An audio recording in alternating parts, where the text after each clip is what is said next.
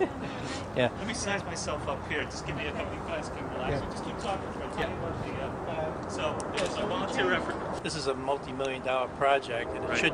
should be done with federal help, state help, private foundations, and the corporate and the business community. Right. And that because the original group didn't want to get businesses involved either. So we Bless look you. at this as a major tourist attraction and a draw for the area, to draw people into the area, Right. to help business and help the business community, and that's when everybody now has gotten behind the project.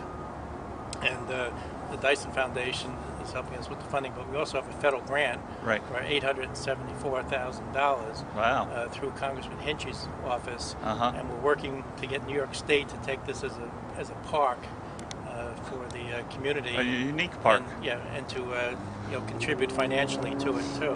So now the project's moving along very quickly because of that change in direction, change in focus. Right. So it's coming along great right now. It's good for the video to hear that train noise in the background. We requested Conrail to do that. Yeah, that's part of the tour.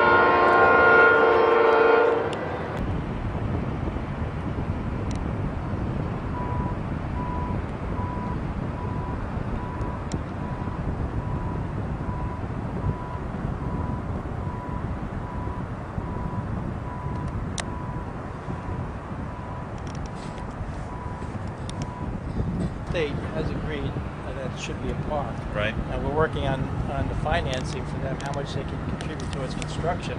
But in concept, they're very agreeable. Carl Ash, who's the head of New York State Parks, Recreation, Historic Preservation, is 100% in favor of this project and them taking the bridge as a park when it's completed.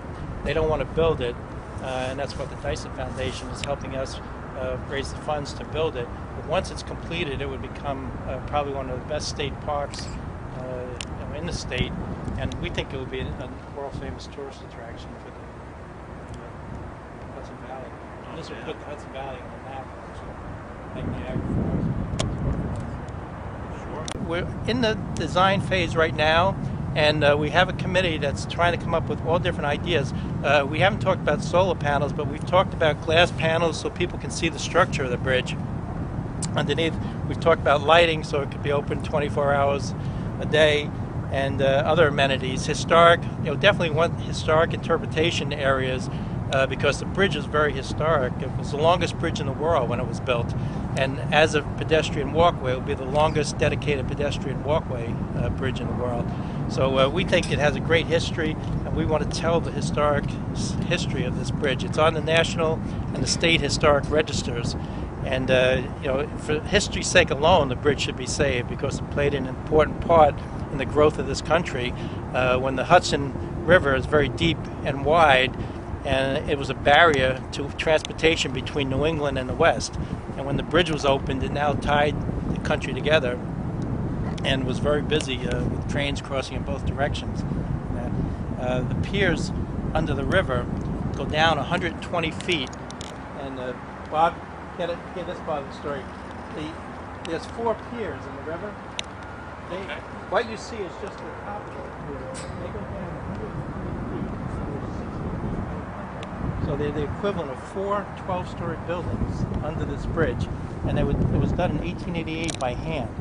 And the bridge was built in 3 years, which is just an amazing feat. And they used the best steel. It's actually the name Carnegie, you can see in the steel. And he was on the board of trustees, or directors, when the bridge was built.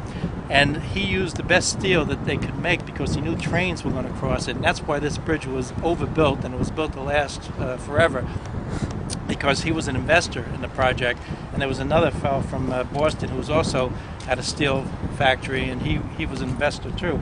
So literally the bridge was one of the greatest structures built in the 19th century, and for history's sake alone, I think it should be saved. But those wooden caissons, we just did inspections of them, and they haven't moved in 120 years. They're, despite the tide and the flow of the river, they're as good as when they were first built. There are a couple of areas where they need to be filled up because there were some voids, but they're very small voids, and that can be done after it's opened as a walkway. So there's no major structural work that has to be done on this bridge in order to open it for pedestrians and a bike path.